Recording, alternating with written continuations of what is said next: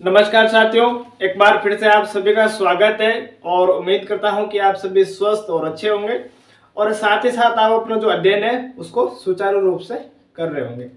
देखिए, कल की क्लास में हमने एक राजस्थान के बेहद ही खूबसूरत शहर जयपुर के बारे में पढ़ा था और साथ ही जो जयपुर के पर्यटन स्थल है उनके बारे में हमने विस्तार से पढ़ा था। तो आज की इसी सीरीज में उसको कंटिन्यूस करते हुए हम राजस्थान के एक दूसरे बेहद ही खूबसूरत शहर के बारे में पढ़ेंगे जिसका नाम है अजमेर।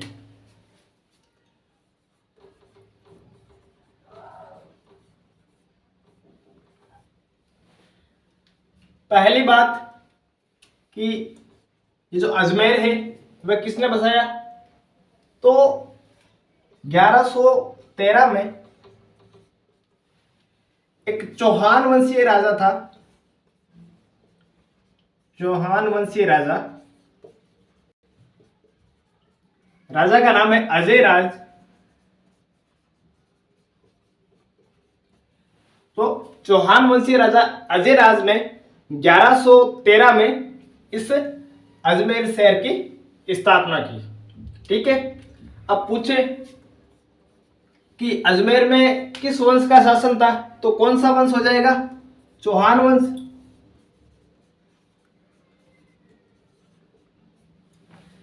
अजमेर को और क्या कहा जाता है? राजस्थान का हृदय। राजस्थान का हृदय। और जब अपने यहां में भारत में जब अंग्रेजों का शासन था तो यहां पर ये अंग्रेजों की कौन सी राजधानी थी? शीतकालीन राजधानी थी। अंग्रेजों की शीतकालीन राजधानी कौन सी थी? अपने अजमेर।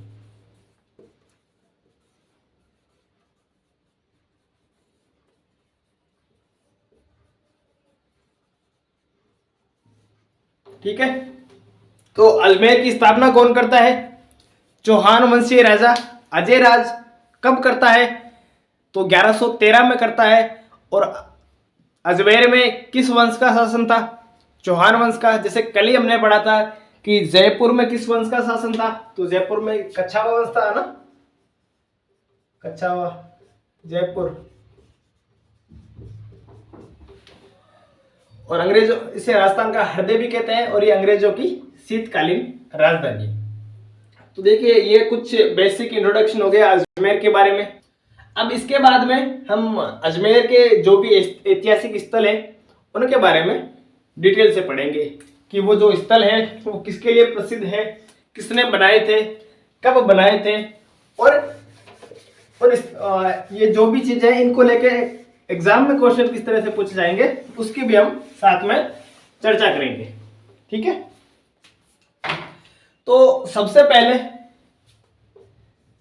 अजमेर का एक प्रसिद्ध किला है जिसे हम कहते हैं तारागढ़। तारागढ़ अजमेर।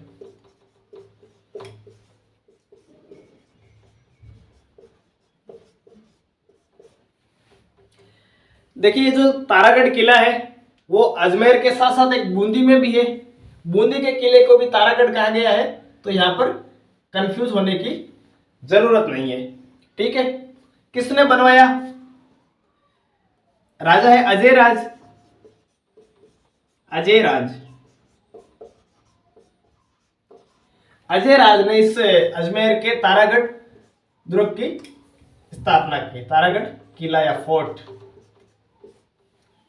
ठीक है, और इसका जो पहले जो इसका नाम था वो था अजय मेरुगढ़, है ना। अजय राज ने बसाया इसलिए इसको कहा गया अजय मेरुगढ़। लेकिन बाद में अपने महाराणा सांगा है उनके एक छोटे भाई थे जिन्हें हम उड़ना राजकुमार पृथ्वीराज कहते हैं। उनकी एक रानी थी, रानी का नाम था तारा, और वो तारा नाम की रानी यहाँ पर रहने लग गई जिसके कारण पृथ्वीराज ने इसका नाम कर दिया गया तारागढ़। दूसरा पॉइंट, उड़ना राजकुमार कौन है? पृथ्वीराज। और इस पृथ्वीराज की रानी है तारा, और बाद में तारा इस तारागढ़ में रहने लग गई तो इस किले का नाम बदलकर अजय मेरुगढ़ से क्या कर दिया गया? तारागढ़। और यहाँ पर कुछ अंश या कुछ इस किले का भाग है वो कौन बनवाता है? अपने ये पृथ्वीराज, या जिसे हम उड़ना राजकुमार पृथ्वीराज कहते हैं, वो बनवाता है। देखिए इसे, ये जो जिस पहाड़ी पे बना हुआ है वो पहाड़ी है बीठली, बीठली नामक पहाड़ी। बीठली नामक पहाड़ी पर ये किला बना हुआ है। कौन सा? ये है ना, अजय मेरुगढ़ या तारागढ़। तो इस कारण इसको क्या और क्या कहते हैं हम? गढ़ बीठली, गढ़ बीठली।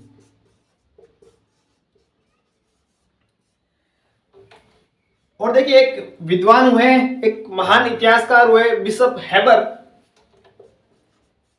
बिशप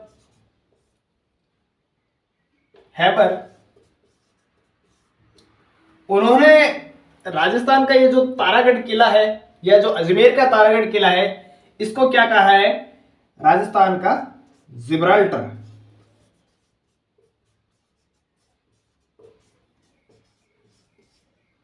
जैसे विश्व भर में जिब्राल्टर किला प्रसिद्ध है, उसी तरह या उसी के समान राजस्थान का कौन सा किला है?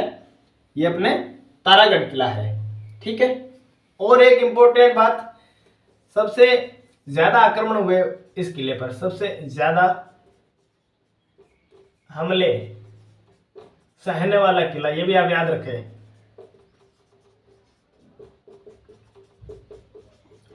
तो देखिए एक बार क्विक रिवीजन कर लेते हैं। किले का नाम है तारागढ़, कहां पर है? अजमेर में। किसने बनवाया? अजय राज ने। और जब बनवाया तब इसका नाम था अजय मेरुगढ़। लेकिन एक राणा सांगा के छोटे भाई थे उड़ना राजकुमार पृथ्वीराज, उनकी रानी तारा यहाँ पर रहने लग गई, जिसके कारण इसका नाम बदलकर तारागढ़ कर दिया गया। ये किला कौन सी पहाड़ी पर है? बीठली नामक पहाड़ी पर, और जिसके कारण इसको गढ़ बीठली भी कहते हैं। एक महान विद्वान हुए बिशप हैबर, इन्होंने इस किले को क्या कहा है? राजस्थान का जिब्राल्टर कहा है। और ये जो किला है वो राजस्थान में सबसे ज्यादा हमले सहने वाला किला है। देखिए कल की क्लास में हमने पढ़ा था कि राजस्थान का ऐसा कौन सा किला है जिसने एक भी आक्रमण नहीं सहे, भाई विदेशी या जितने आक्रमण हुए, वो कौन सा था? अपने जयगढ़ था ना। तो इसका ऑपोजिट ये है, तो आपको ये भी याद रखना है। ठीक है। इस किले में और क्या क्या चीजें हैं, देखिए वो देख लेते हैं।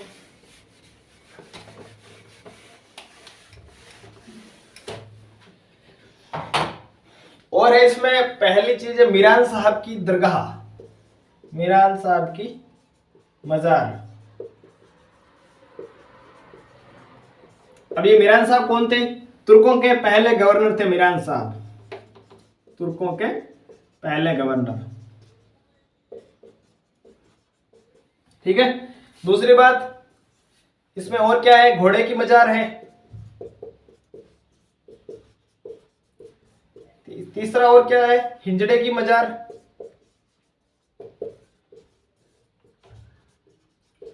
और क्या है? इब्राहिम का झालरा।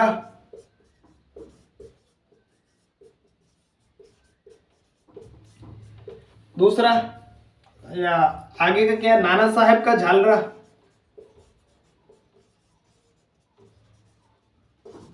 ये सारी चीजें कहाँ है? इस तारागढ़ दुर्ग में है। और ये तारागढ़ दुर्ग कैसा है? 14 बुर्ज है इसमें, यानी वाच टावर, 14 बुर्ज। ये चीजें आपको ध्यान रखने की, इस जिले में कौन कौन सी चीजें हैं। मीरान साहब की मजार है, घोड़े की मजार है, हिजड़े की मजार है, इब्राहिम खां का झालरा है। झालरा मतलब पानी स्टोर करने का कुछ अपने टैंक टाइप। और नाना साहब का झालरा है। और ये जो किला, इसमें 14 बुर्ज है, यानी इसके चारों ओर 14 वॉच टावर लगे हैं। ठीक है।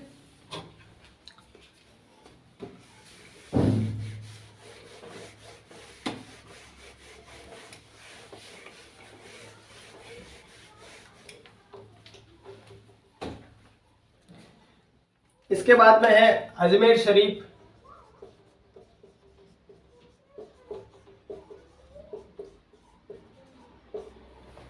अजमेर शरीफ, जिन्हें हम कहते हैं ख्वाजा या ख्वाजा मोइनुद्दीन चिश्ती की दरगाह, विश्व भर में प्रसिद्ध है। ये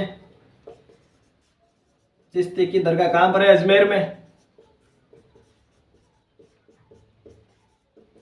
मुस्लिमों का एक बेहद ही खास धार्मिक स्थल है ये अपने अजमेर शरीफ। देखिए अजमेर शरीफ एक क्या है, एक दरगाह है ना। किसने बनवाया? ऐसा कहा जाता है कि इब्राहिम लोदी ने इसकी शुरुआत की थी बनाने की, इब्राहिम लोदी। और मुगल हुमायूं ने इसका निर्माण पूरा करवाया, हुमायूं ने पूर्ण निर्माण करवाया। ये चीजें भी हमें ध्यान रखनी है। अब ये जो मोइनुद्दीन चिश्ती है, ये कौन थे? ये है क्या थे? सूफी संत थे, सूफी संत या दार्शनिक।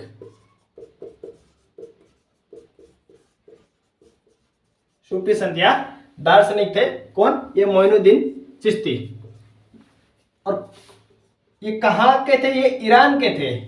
इनका जो जन्म है वो ईरान में होता है, लेकिन बाद में ये वहां से आकर अजमेर में बस जाते हैं। ठीक है, ये फारसी सूफी संत है, याद रखना। तो ये चीज भी याद रखने लायक है कि ख्वाजा मोइनुद्दीन चिश्ती की दरगाह कहाँ पर है? अजमेर में, जिसे अजमेर शरीफ या और इसका एक नाम है गरीब नवाज। ये भी आप याद रखें, गरीब नवाज। ठीक है, इसका निर्माण किसने शुरू करवाया? तो निर्माण इसका शुरू करवाया था अपने इब्राहिम लोदी ने। पूर्ण किसने करवाया? हुमायूं ने। अब ये जो मोइनुद्दीन चिश्ती है, ये कौन थे? ये पारसी सूफी संत और दार्शनिक थे, जिनका जन्म ईरान में हुआ। इन्हें गरीब नवाज के नाम से भी जाना जाता है। ठीक है,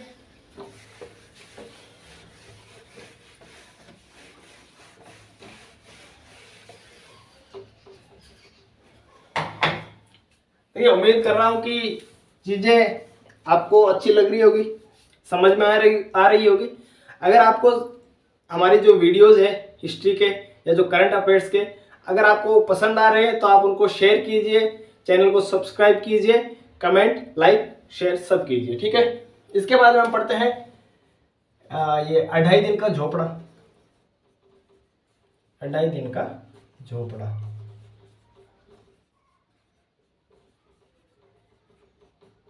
किसने बनवाया? कुतुबुद्दीन ऐबक ने।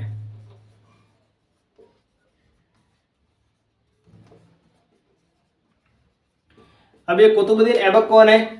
देखिए याद रखिए, 1192 के तराइन के द्वितीय की 1192 में जो तराइन का द्वितीय युद्ध हुआ था, उसमें क्या हुआ था? अपने पृथ्वीराज चौहान तृतीय की हार हुई थी, और जो मोहम्मद गौरी है वो यहाँ पर छल कपट से जीत जाता है। तो मोहम्मद गौरी जीतने के बाद वो तो अपने खुद के देश चला गया और अपना एक शासक अजमेर में नियुक्त करके गया था। वो कौन था? कुतुबुद्दीन ऐबक। अब देखिए, इस 2.5 दिन झोपड़े की जगह पर क्या चीज थी? एक सरस्वती कंठाभरण पाठशाला थी, सरस्वती कंठाभरण पाठशाला। और इस पाठशाला का निर्माण करवाया था अपने चौहान वंशीय राजा विग्रहराज चतुर्थ ने। ठीक है, विग्रहराज चतुर्थ, जिसे हम क्या कहते हैं? विसल देव के नाम से भी जानते हैं। राजस्थान का एकमात्र राजा जो दिल्ली विजय करता है, दिल्ली विजय करने वाला राजस्थान का एकमात्र राजा। दिल्ली के तोमरों को हराया था इसने, ये भी याद रखें। तो ये विग्रहराज चतुर्थ ने एक सरस्वती कंठाभरण पाठशाला बनवाई थी, और इस पाठशाला को तोड़वा के कुतुबुद्दीन ऐबक ने ये 2.5 दिन का झोपड़ा बनवाया था। देखिए, इसके जो एविडेंस है वो आज भी है। अगर हम ये जो 2.5 दिन का झोपड़ा है यहाँ पर जाते हैं, तो इसकी जो दीवारें हैं वहां पर आज भी संस्कृत में कुछ खुदा हुआ मिलता है। ठीक है, तो ये इस चीज का प्रमाण है कि यहाँ पर कोई सरस्वती कंठाभरण पाठशाला या सरस्वती पाठशाला भी रही होगी। ठीक है,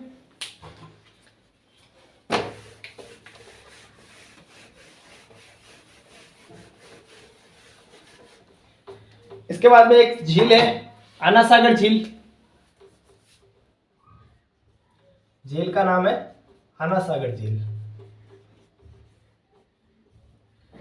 और एक झील है फाय सागर झील।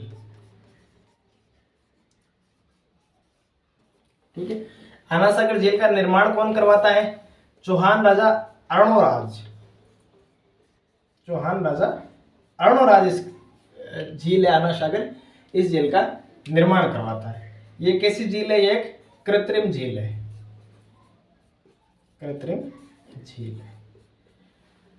अब ये फाय सागर झील, इसका निर्माण कौन करवाता है, कब करवाता है? 1891 और 92 के बीच एक अंग्रेजी अफसर है फोय, एक अंग्रेजी अफसर फोय के निर्देशन में इस झील का निर्माण हुआ था, इसीलिए इसको फोय सागर कहा जाता है। ठीक है, झील कैसी है ये भी एक क्या है, कृत्रिम झील है।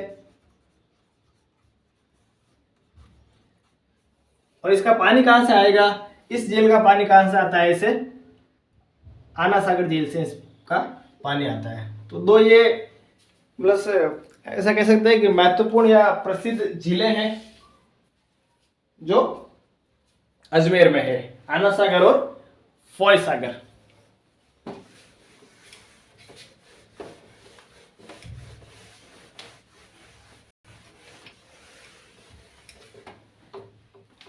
इसके बाद में हिंदुओं का एक महत्वपूर्ण तीर्थ स्थल पुष्कर।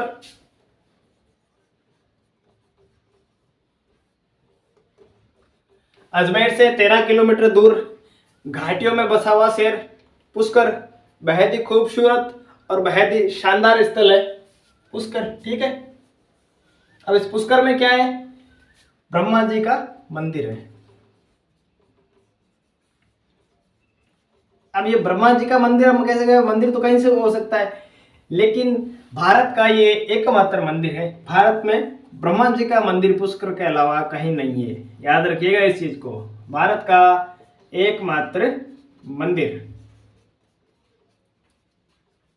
एकमात्र ब्रह्मा मंदिर, जिसे चतुर्मुखी ब्रह्मा मंदिर भी कहा जाता है।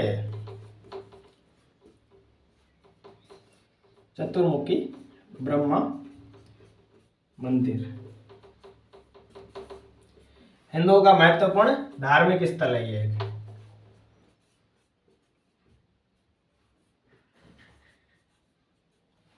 ठीक है,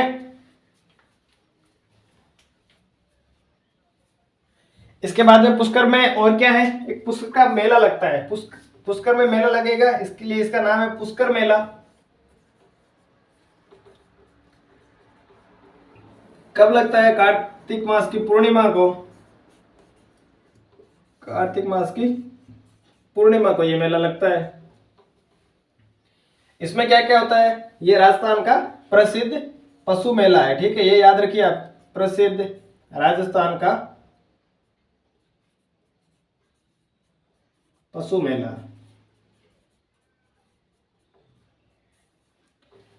देखिए आप कमेंट बॉक्स में कमेंट करके बताइए कि राजस्थान में और किन किन स्थानों पर पशु मेले लगते हैं। जैसे पर्वतसर में लगता है, खरनाल में लगता है, डिडवाना में लगता है। तो ये राजस्थान के प्रसिद्ध पशु मेले हैं। ठीक है, पुष्कर मेला या जिसे पुष्कर पशु मेला भी कहा जाता है, ये भी याद रखिएगा आप। पुष्कर पशु मेला कब लगता है, कार्तिक मास की पूर्णिमा को। तो देखिए पुष्कर में क्या है, या पुष्कर क्यों फेमस है कि वहां पर हिंदुओं का एकमात्र ब्रह्मा मंदिर या भारत का एकमात्र ब्रह्मा मंदिर कहां पर है, से चतुर्मुखी ब्रह्मा मंदिर भी कहा जाता है। ये कहां पर है, ये अजमेर के पुष्कर में है। और पुष्कर में एक मेला लगता है जिसे पुष्कर मेला या पुष्कर पशु मेला कहा जाता है। कब लगता है, कार्तिक मास की पूर्णिमा को लगता है। और ये राजस्थान का प्रसिद्ध पशु मेला है। ठीक है,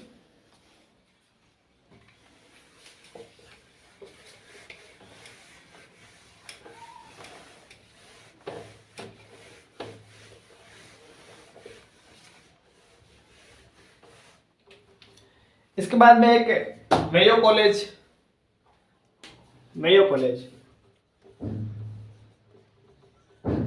अब मेयो कॉलेज हम क्यों पढ़ रहे हैं, क्योंकि भाई कॉलेजें हैं ये तो राजस्थान के हर तहसील है ना, हर तहसील में क्या 10-15 कॉलेजें ही होगी। तो कॉलेज हमें पढ़ने की कहाँ जरूरत है, लेकिन ये अंग्रेजों के समय का प्रसिद्ध है या अंग्रेजों के समय से स्थापित कॉलेज है। ठीक है,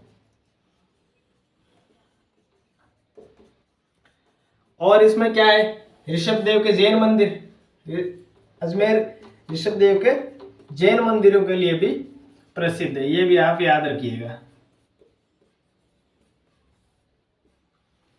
और देखिए एक अजमेर में एक जगह है किशनगढ़।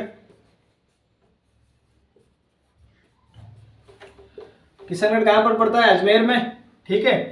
और किशनगढ़ जो क्षेत्र है वहां के लोग या वहां की जो महिलाएं एक नृत्य करती है, जो प्रसिद्ध नृत्य जिसे चरी नृत्य कहते हैं।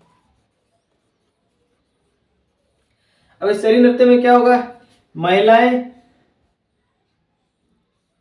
अपने सिर पे घड़ा लेगी, उस घड़े में एक दीपक रखेगी, दीपक में कपास होगा और वो जलता रहेगा और महिलाएं नृत्य करेगी। किस जाति की महिलाएं प्रसिद्ध नृत्य करती है? गुर्जर जाति की। और इस नृत्य को जिन्होंने पहचान दिलवाई वो है अपने फल्गु बाई। ये याद रखिएगा आप, फल्गु बाई, यहां लिख देता हूं ना, फल्गु बाई, फल्गु बाई। तो देखिए हमने अजमेर की स्थापना से लेकर फिर तारागढ़ के बाद में हमने पढ़ा अढ़ाई दिन का झोपड़ा। अढ़ाई दिन का झोपड़ा से पहले हमने पढ़ा था अजमेर शरीफ, उसके बाद में आना सागर, फाय सागर, पुष्कर, उसके बाद हमने मेयो कॉलेज, ऋषभदेव के जैन मंदिर और किशनगढ़ के बारे में हमने कुछ पढ़ा। उम्मीद करता हूँ कि चीजें आपको अच्छी लगी होगी, समझ में आई होगी और आपके लिए ये चीजें उपयोगी रहेगी। धन्यवाद।